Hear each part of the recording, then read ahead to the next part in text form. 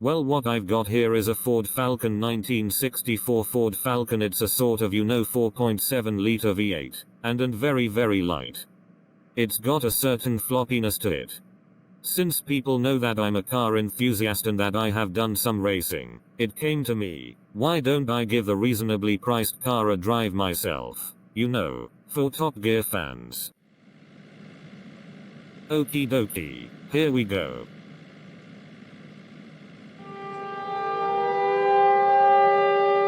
Uh-oh. This bean might be in a bit of a pickle. And who might you just be? Hello, I'm Mr. Bean in Top Gear. This is a dream, I know it is.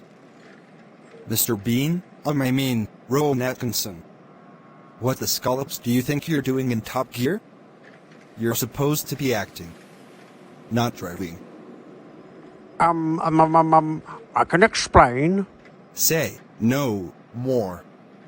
I'm going to consume your license.